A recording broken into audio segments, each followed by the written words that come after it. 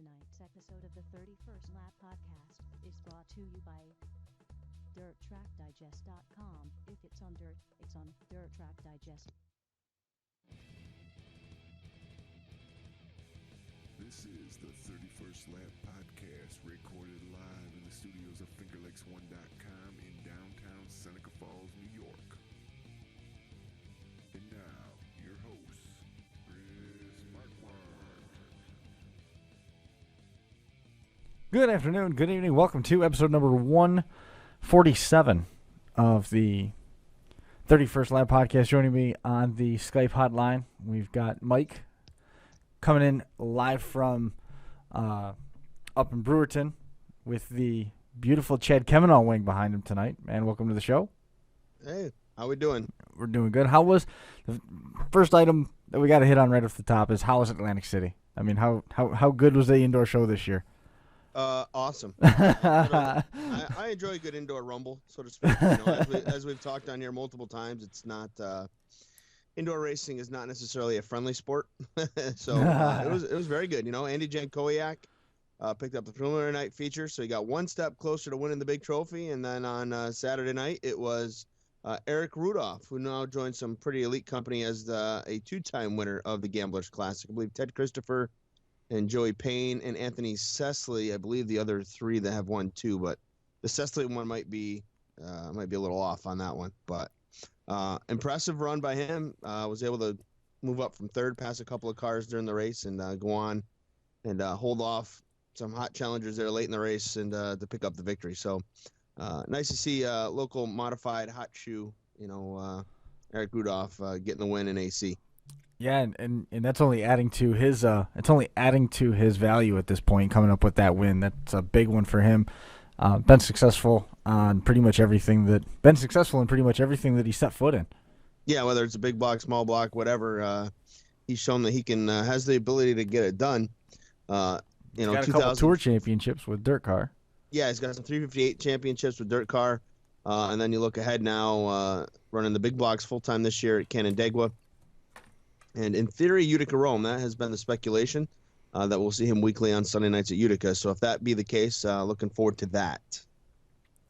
Utica, on the topic of that, is any news come out of that, or are we still waiting in the wings for some of that? I mean, it's been a couple weeks, and the Hoosier Tire deal has come out, and now this past week that was announced on the Tuesday of Super Dirt Week. Now the 360 sprint cars and the big block modifieds will have a show.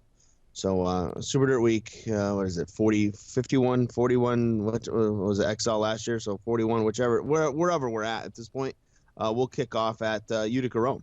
So it's good for me, good for those fans of sprint car racing and 360 sprint cars to have the 360s as part of Super Dirt Week again here in 2015. How about your report card from Atlantic City? How did you do?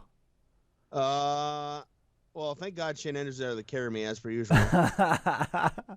So... well.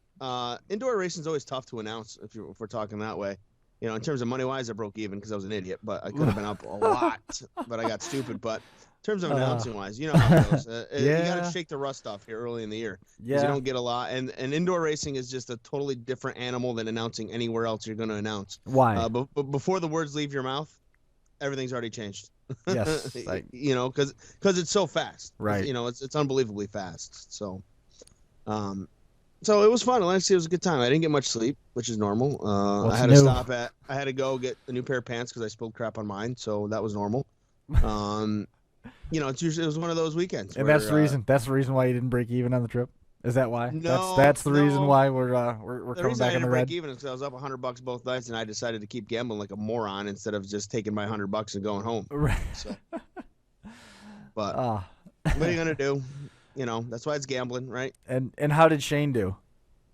Shane didn't gamble much. He No, he just hung out, did his thing. You know, he was in bed early every night, and I did not go to bed early every night, but it was fun. You know, it was a good time. My girlfriend did pretty well. She ended up coming out up almost $400. So whoa, yeah, she had a real good weekend. I would say that's a good weekend. So you guys still ended up coming out $200 ahead.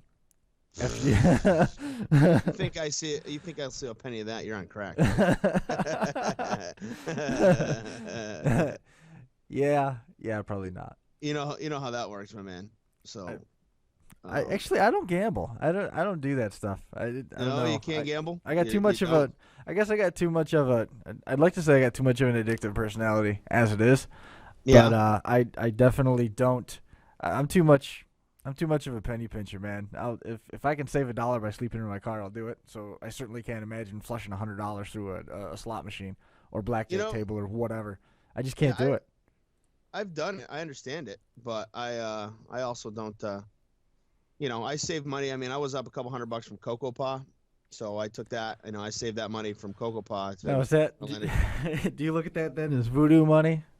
Yeah, I'm playing with house money. Right. Literally. It's not my money. I didn't earn it. Well, I earned it by playing $10 a hand and winning a bunch of hands, but $10 a hand.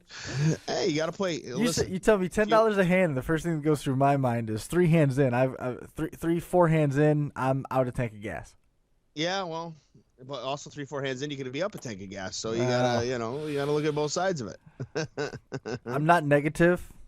I'm a realist, and I know I'm not winning 4 hands. If I do win 4 hands, I've already lost 50 on the way there. See, I was doing pretty good right up until I had to double down on a what was it? I had a split and I had a $30 bet, so that made it a $60 bet. And then that did not turn out. It got ugly, huh?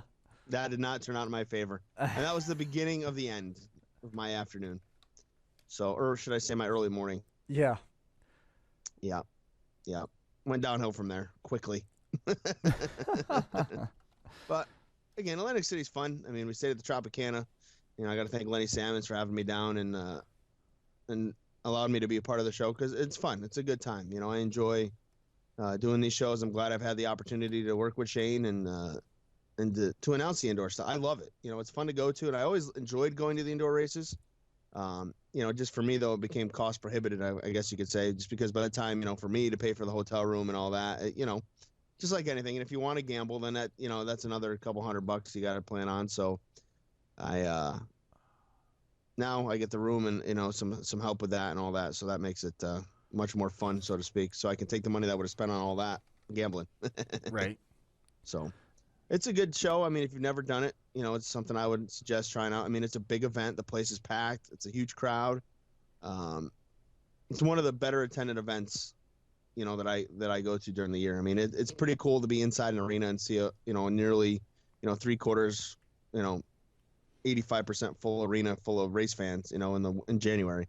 So, and then you see some friends that you don't get to see all that much, and you get to that is one of the cool things about the off-season shows is you get to connect with the people that you only see once a year. But with the way that Facebook and everything is, it doesn't seem like it's been a year since you've seen them. Right. Oh yeah, it's like Super Dirt Week, Super Dirt Week here in the wintertime, I guess you could say, where you get to go down and say hi to those folks that you might not have a chance to see the rest of the year. I mean, you might talk to them or whatever, but it's not the same as having a chance to hang out with them. Sure. So we're doing that starting tomorrow morning. The flight leaves at I'm sorry, I didn't mean to do that to you. What? You brought up Demo Derby, made me yawn. No. Well, I actually I accidentally left you up when you were yawning. That was what happened. It's been a long week. I don't know why. It has, hasn't it?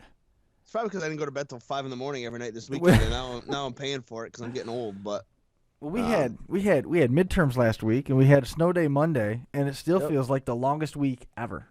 Oh, I know. I had midterms last week. I had Friday off for AC. Monday came back, had a snow day, so that saved my butt there because I was exhausted. And then this week's just dragging. Now tomorrow I got a conference. Ugh. So it's like nonstop. Yeah. But tomorrow I'm missing school, but the fellow that I'm working with isn't going to be in class anyway. So I guess we're not necessarily missing anything. But we fly out from Minnesota in the morning, and we got people from Iowa and Minnesota and Wisconsin and all over the Midwest that are trekking to Garden City. And is this an outdoor demolition derby? Yes, sir. In January or February? Yes. In Minnesota? Yeah. In a river bottom. Ooh. The fairgrounds are in a river bottom. It's on a river or in a river? It's in a river bottom. It's an old valley. The river has since evolved out of it, so you've got this carved out gully down in the bottom, and that's where the fairgrounds and everything is. So you're below. You're basically like 35 or 50 feet below like road tops, where everything is, the way that the way the contours of the land are. It's pretty interesting.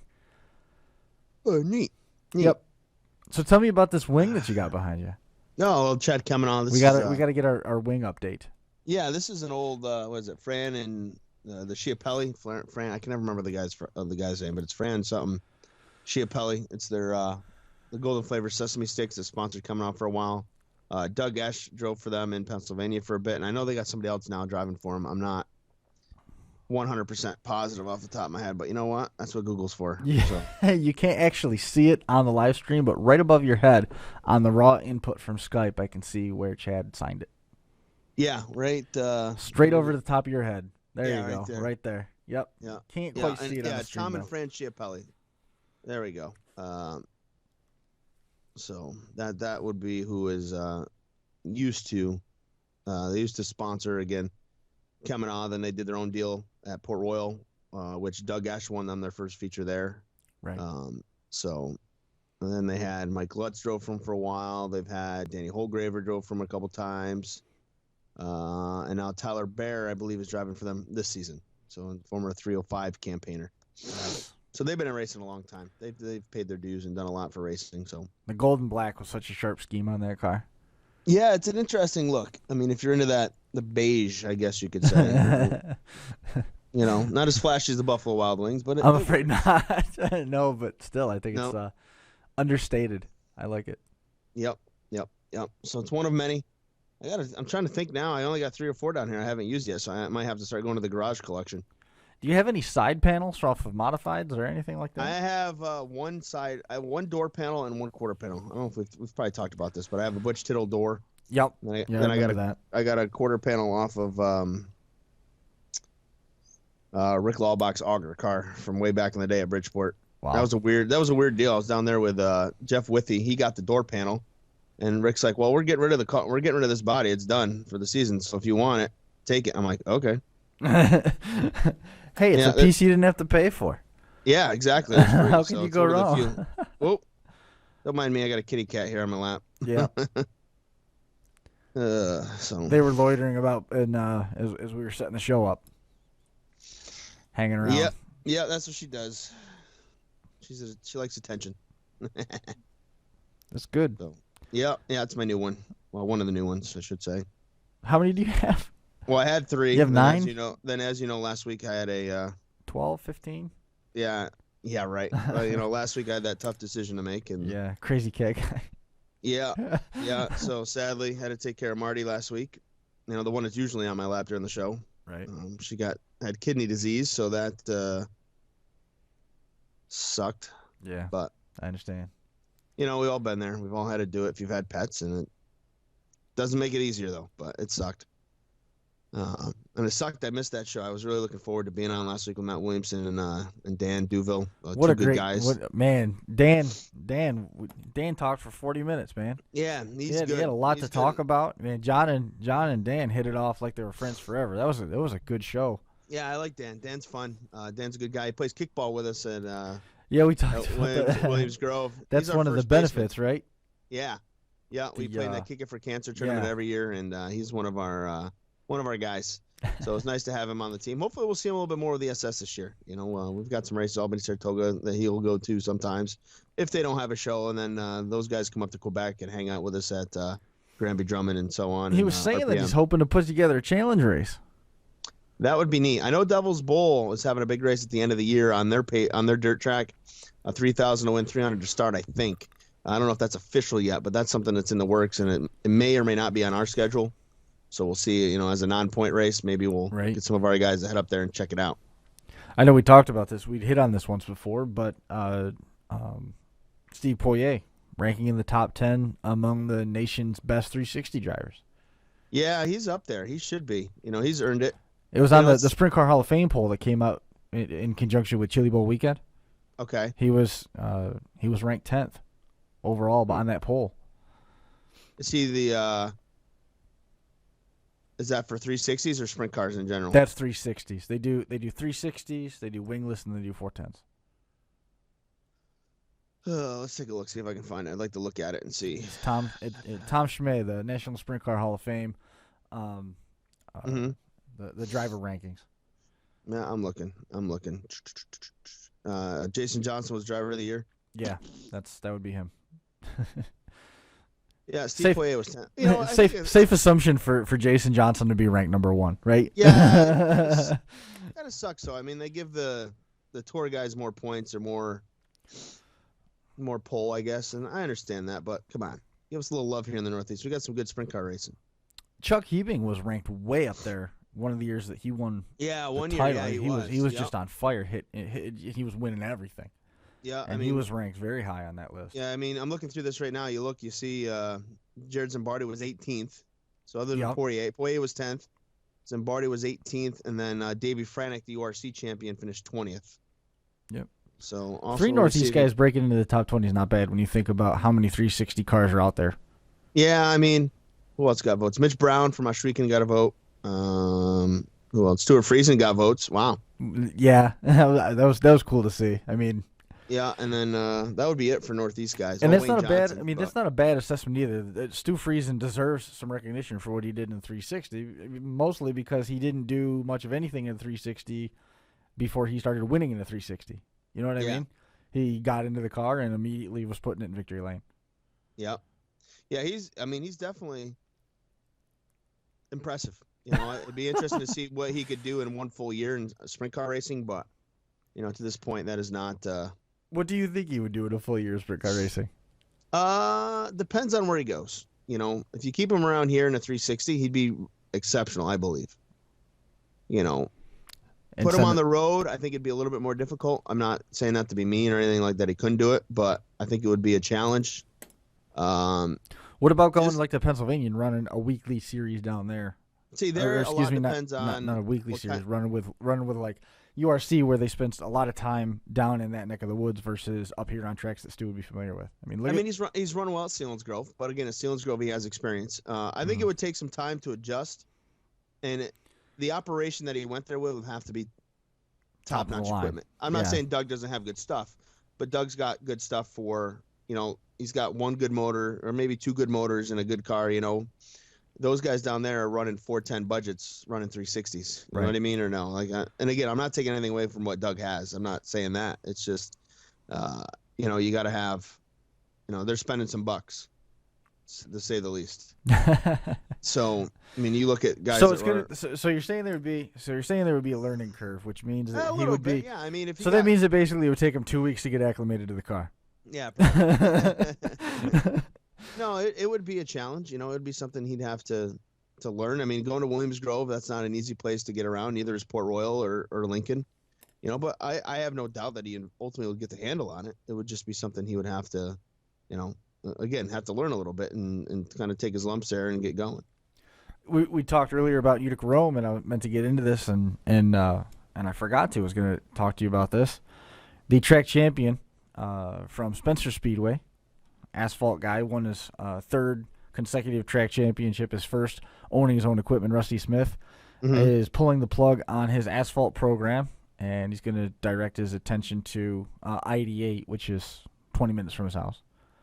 But he's also putting together a big block with the intentions of running select events at Utica Rome in addition to the first 2, and he's going to gauge his status at Utica after those first couple of weeks. Kind of cool to pick that guy up, and you see the crossover again of a guy going from asphalt to dirt modifieds.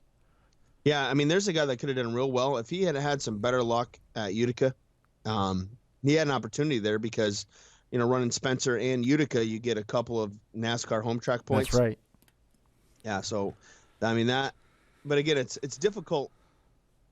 I would say the dirt guys have an advantage in that. Not that they can run as many races as, per se, some of the pavement guys do down south. But the dirt guys, obviously, when you're on the dirt, you can pass a lot more race cars if you have a good race car. Right. You know, we know that, and that's not being negative against Spencer or any other asphalt track, but that's just the nature of the beast, man. I mean, you can't do passing anything. 13 to 15 cars in a dirt modified is a lot different than trying to pass 13 to 15 pavement modifieds. You know, so that's where Stewie and Shepard and those guys kind of have the advantage at Utica, you know, on the New York State deal, because they can pass a lot of race cars. Right. So. But interesting the transition. I mean, we've seen some other guys, you know, do it successfully and bounce back and forth. So it's going to be Rusty Smith showing up at I-88 and also going to be taking a stab at Utica. So you'll be seeing him. on at least a somewhat regular basis. Planning on running a select schedule over there at Utica Rome, possibly. If things go well the first 2 weeks, maybe even the full season. Yep. Should be good. He was on pace to take sole hold of second place all time at Spencer in terms of track championships in the modified division. He's behind Patsy Catalano at this point, but not going to do it. It's like a 6-hour tow for the guy to get to Spencer. Yeah, you got to versus driving 20 minutes versus driving 20 minutes to go to I-88. Yeah. I mean, why he didn't make that change before now blows my mind, you know. Yeah. Oh yeah, I mean, that is. Excuse me. It was amazing. I'm tired. I told you, man. I'm tired today. I mean, I came home. I took a nap. I needed the snowblower, and I'll do it tomorrow. Yeah. How much snow have you got anyway? We got hit pretty good Monday. Yeah. Yeah, we got hit pretty good Monday. Did you blow out, or did you just keep rocking the car back and forth? I couldn't drive out. It was deep. It was knee deep, in spots. So I clawed out of the driveway with my minivan, put it in reverse, backed right under the road, no problem. That's what I did today. I just opened the garage. I'm like, well, there's about 4 inches of snow in the driveway. Screw it. Hammer down. Pegged it, and out we go. I was trying to, and then so I was going to park that on the street so that I could blow out the driveway, and then I went to get my wife's car out of the way, and sure enough, I got it stunk. I'm out there with a shovel trying to dig the thing out. I'm just cursing. Oh. And then the new traction control sucks. Oh yeah, it's awful. That's useless. So I was turning that on and off. I was rocking it back and forth, just trying to get it out. And like the worst thing, my Magnum used to do this to me all the time. You could get a dusting of snow, and that Magnum would be stuck right where it stood. I look underneath the car, right? I have a shovel. I'm down on my stomach underneath this thing, trying to shovel it out. I can look from the front bumper clear to the back bumper and see the driveway across the street. There's nothing holding this thing up. Nothing. I've got it. All the wheels are dug out, and I still couldn't get the thing out. Yeah. I was upset. Yeah. But we blew the driveway out. We survived. And then this morning, saw the snow that was on the ground. It was it's not enough to fire up the snowblower today. We're going to go ahead and walk through the snow. It's only ankle deep. You'll be fine. Builds character, Mike. Builds character. Yeah. Right. Yeah. But well. A little bit of sad news to pass on. Mel Thomas's mom passed away somewhat unexpectedly today. No, I didn't know that. Did you see that? I saw that no, on I Facebook. didn't. I don't know if you're not familiar with the Finger Lakes region, and you're listening at home. Mel Thomas was the voice of racing. He had a couple of different radio shows on local terrestrial radio. He did the motorsports column at the Finger Lakes Times forever. Announcer previously at Canandaigua Speedway, and he's going to be announcing again this year, I believe, at Black Rock Speedway. I know Stephen Ovens is going to be up there, and he's working in media and doing all the press releases and stuff like that. And Mel's mom passed away, so our condolences go out to Mel. He's a real good dude. Very sad to hear that. I'll have to send him a note. Are you doing it right now? No. I just saw it. First thing that popped up on my Facebook here. Yeah. Yep. Very sad. You got anybody in the live chat in there? No. Oh well. No. It's one of those weeks. Everybody's getting ready for Florida or what? I don't know. It happens, but yeah, we're just a stone's throw away from Golden Isle now. Yeah, can't wait. Looking forward to it. Sent my list out this past week and got my folks approved to be there. I'll be there, and I am going to be announcing the modified. So nice. New track for me to announce that. I'm looking forward. That should be awesome. That'll be exciting. Yeah, yeah. So I'm ready for that. So, what'd you think of the talk that we had last week with Mike Jackson? That was pretty good. It was pretty interesting. Interesting direction that they're taking that track. I like their perspective on it. Yeah. Oh, yeah. I mean, I think they're doing some of the things I agree with. Some of the things I didn't. I mean, I'll bust the chops about Patriots versus the SS, but that's what I have to do. But I seem to have a plan, and hopefully the plan works for him. I don't want to see anybody get, thrown under the bus with money or anything like that. I just hope the modified idea works out for him. As we talked to Dan, that can be difficult. It's a big pill to swallow. Yeah. So I'm hoping that, that he, his idea, I mean, he makes a good argument that, hey, we're going to be a weekly deal again, and, we'll be back, and, guys can come back weekly, and that's the key. So hopefully that definitely pays off for him. I'd like to see them do well, and I wouldn't mind getting out to Black Rock a couple times. I had a good time the few times I went there last year. Actually, I think last year I was there more times than I've been in 10 years combined. But and not just because I like Dan Harpel, and anytime I could support Dan, I did. And I don't know Mike well, but hopefully, I'll get out there and support him when I can. I remember Mike from when he was driving there when I worked there. Okay. I remember him very well. The more we were talking, I was racking my brain. I'm like, this dude looks so familiar. And started piecing it together. We talked a little bit about it, and it was cool to see him come full circle, getting out of the car and moving into a management facet at a track that it's got a special place for him. He's got wins there. He's performed well there overall, and I just wish I could get a more firm answer about BlackRock with regard to Steve Payne. Really want to know if he's going to be going back there full time, and I would. If he is going back there full time, it's going to be a ton of fun to watch because he was always. I mean, he was like a surgeon there. He could be riding around. There's just certain places guys are good, and they can, no matter where you start them, what you do to them, they're going to find a way to the front. Yep. And he's like that at BlackRock, without a doubt. I watched him go from 17th to 3rd in 2 laps one time. It's impressive. It was ungodly. I mean, the track was super wide, and he could run pretty much wherever he wanted to go, and he was just passing cars. Yep. Blowing by him like they were tied to a tree. Yep. Oh, man. Well, good big things coming from Dirt Track Digest here. George kind of let it out, and I mentioned it a few weeks ago, but look for sometime next week a brand new, all-new relaunch front page. The new interface is coming. It's coming. It'll be here in a few days, or by the end of the week. So how much work have you got left to do on it? It's done. It's where we want it to be, but it's got a couple of not hiccups or anything bad. We just want to have someone else take a look at some of the coding and make sure we're doing things right. Yeah. And go from there.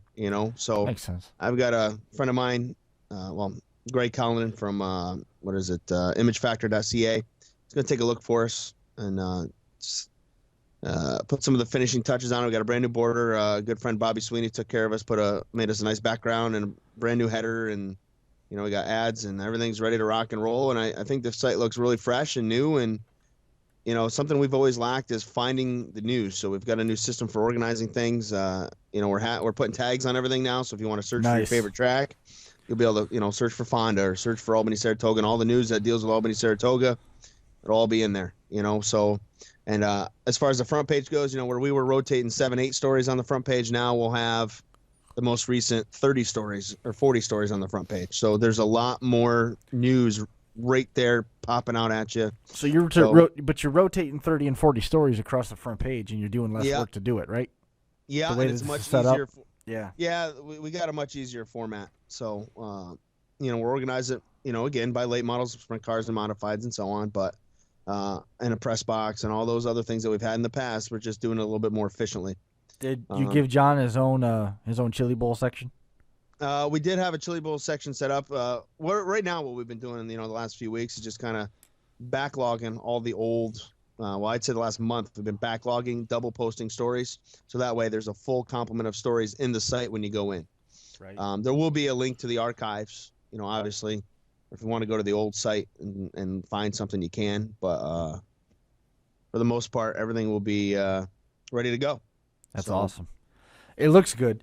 You showed me that little snippet of it, that little peek of it, and boy, did it look sharp. Yeah, nice and clean presentation. Man, it looked real good. Yeah, we're excited. It's been about 4 years since 4 or 5 years since we've had a new look. So we're excited to have a new look, and it's fun because it's been George and I kind of taking care of everything. George and I have done most of it ourselves. That's cool. So yeah, it's something. We're reading the coding and we're doing the best we can. There's some things, like I said, that we can't figure out, which you're gonna have that. Yeah. So we'll see how it all works out. But we're excited about it, and I know he's excited, and it should be good. So I know that's we're ready to launch that for Florida. Huh? You gonna Skype in next week? Where will I be next Thursday? I might be able to. Yeah, I should be around. Well, I don't leave until the following week. Oh, okay. So we'll see how the internet goes for me at Volusia, if I can Skype in for the big blocks or not. That'd be cool. Hold your phone up so we can see the cars go by. Look like a colorful blur. Yeah, that'll be the tough part. I might be able to Skype in from the tower there, but there's a lot going on there. Oh yeah. And I'm, obviously I I'm get you. working and doing this and that during that week too. So Are you announcing it all down there? just Golden Isle. And then I've talked to Chris Dolak. I'm doing the PR for the Super Dirt Car Series. Oh, cool. So just like I did at the World Finals, I'm going to do it there for that. So they needed somebody. Julia Foy is I don't think she's not going, and I don't know what is going on there completely. So I told him if he needed help, let me know. And he's like, sure. You want to do the press releases again? I'm like, yeah, all right. I'm there. I'm going to be writing anyway. So what's one more story? Does that mean you have to do all the pit stuff where you get the cars that are registered for competition and all that other stuff? No, I don't have to do any of that. That's John. That's will cool. still do all that, and they'll still do a draw and everything else. But I'll be doing just the PR at the end of the night. Writing the race report, lap by lap stuff. But it's something I've done a million of. So it's something. Right. If you get, and I know that you once you write one race report, you can write 50 of them. Yeah. It's not anything that's a challenge. Are you going to go ahead and pre-write all the press releases and just plug in the proper names? Yeah, no. On lap 8, so and so passed so and so for the lead. No. On lap X, just go back through. Lap X, so and so passed so and so. I mean, I use the same format. Don't get me wrong; it's a very similar format than what I would use, for every other race report I write. But you still, change it up. Depends on what happens, what big things take place in the race. So. Gotta find the hook. Gotta Yeah, give the the people a hook. reason to read. Yep. So Or just tweet it. Just tweet so and so won. Maybe that's tweet it out. That's what I do too. I've been tweeting all week too. So, but how many twits do you put out a week? Is it tweets? Yeah. Well, when it's racing season, a heck of a lot more than I do now. I can tell you that. But here, I'll tell you. Looking at my Twitter account, I've tweeted 23,000. Oh my god. 300 tweets and I've been since 1990 whatever it was. So I've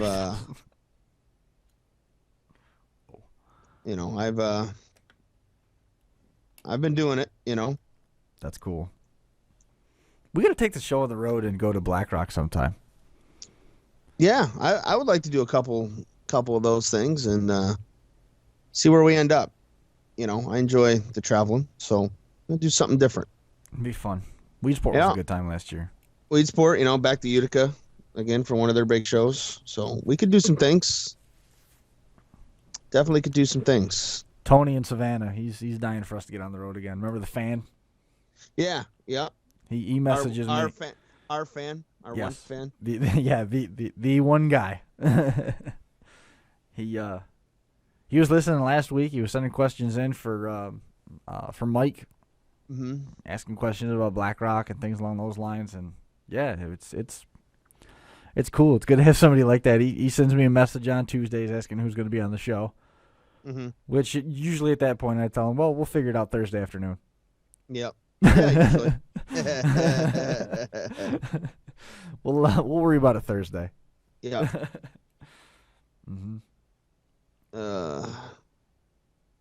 Anything going on there? I get a question. My buddy Ken asking me.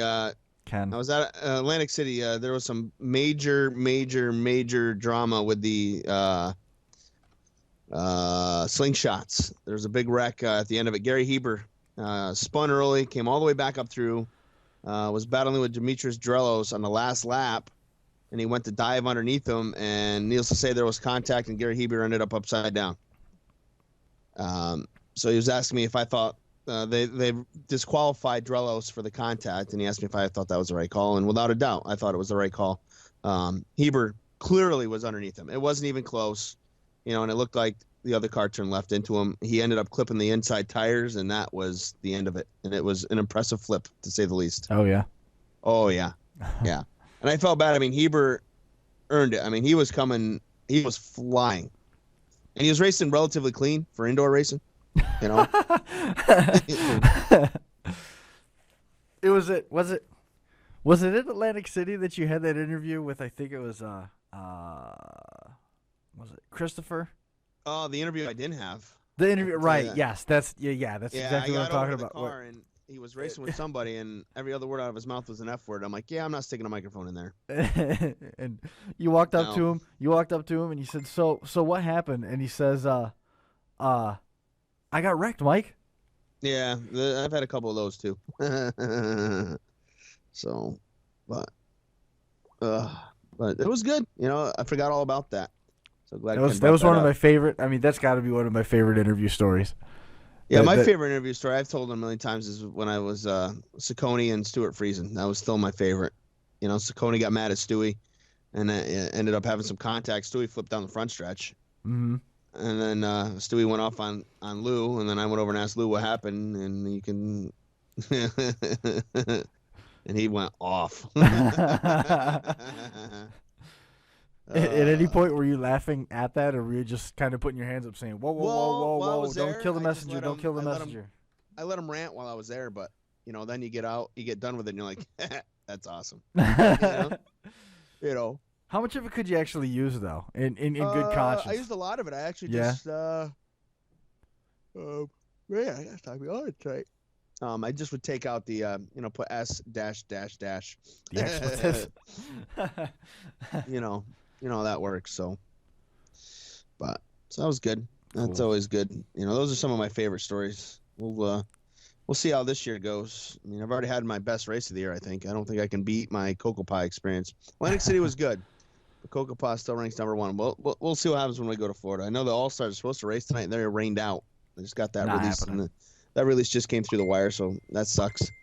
Tony Stewart's All-Stars not getting going yet, so we'll have to wait till tomorrow. What is that? Trying to get my phone muted. I forgot to do it. Get it turned down. I got people that are blowing up my phone. Yeah. Yep. Oh, that happens. Yeah.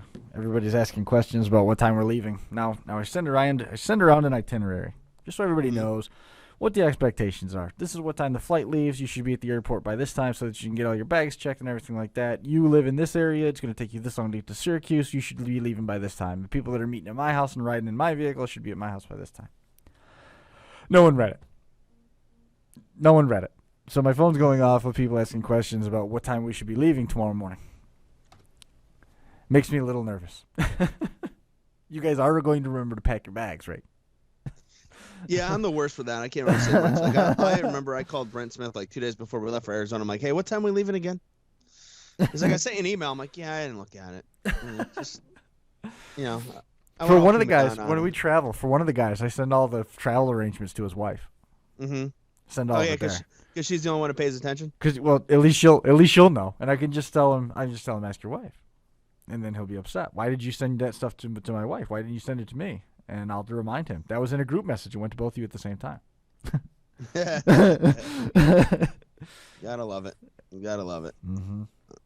Oh man. Well, I know the ESS schedule is scheduled to come out this weekend, so looking forward to that. BlackRock's supposed to have theirs out this weekend, I think, and we're gearing up for the Gator Show. I mean, the Motorsports Expo show in Syracuse. That's coming up fairly soon, middle of March. So you're going to be seeing a lot of schedules coming out here over the next 4 weeks or so. Mm-hmm. What do you think? I'm feeling good. How about you? I'm feeling like we covered some bases tonight. Had a little bit of conversation, just kind of warm things up a little bit. We're going to be talking next week. We'll be getting into the Volusia stuff, the Florida stuff, all the Golden Isle content. We'll be diving into that stuff. Maybe we can get a hold of one of the drivers that's going to be making the trek down to Golden Isle and talk to them. We got a couple people that are in the works at this point, but nothing's been set in stone yet. So okay, we'll be working on that for the coming week, and we'll touch on all that stuff as racing season ready to kick off in force for the Northeast drivers who are venturing down to Georgia and Florida here this month. It's right around the corner now, man. It's ready to roll. Going to break loose soon. Can't wait. And Mike, I don't know. I'm assuming that you're looking at your phone. Yeah, I got text. I happened to cut you. I got like 10 different things going on. I was setting it up so that you could follow up and make a closing remark. I cut to you, and all I'm looking at is your forehead. Yeah, well, it's all I'm planning. This is the part of the show where we watch Mike do text messages instead of surfing on Google here in the studio. Yeah. I got everything going on here. I got I understand, people that are listening. Asking me questions and so on. So I'm trying to answer everybody and get back to them. Anything good? Any good questions for around the air? Oh no, just the stuff like we were talking about. Yeah. So we kind of touched on everything there. So that's cool. So good stuff. Good stuff. Well, so I think maybe we can safely put a fork in this one and call 147 in the books. We'll a little bit deeper program next week. Just a freeform Thursday, talk about what we needed to get to, and going to get everybody back into their Thursday swings as we round out this week and head towards some action this weekend. I'm looking forward to getting to Minnesota, saying hi to all those guys. And Mike, man, thanks for Skyping in. Appreciate you coming on. Glad to be here. As always, beautiful wing panel. Can't wait for next week. Yeah, should be good. We're going to get any of the modified panels out in honor of the Action coming forth? I don't know. That's a lot of work. Is it? Oh. Yeah, because the ones I have, those are nailed up in the garage. Oh, yeah. So then I actually have to do the work to take them down. It's a lot of screwing around, too, in the cold. Yeah. What's the temperature there anyway? About 10? Officially 12 right now, 12? but it's on its way down. Yeah, it was like 22 when I got home, so it's on its way down. Heat wave. Yeah. Oh, yeah. Yeah. Awesome. So. Hey, dude, I appreciate it. Thanks again. Anytime. And we'll talk to you. And thanks again for listening, folks. And we'll be right back here next week. We'll see you next week. Thanks a lot, and we'll see you next time.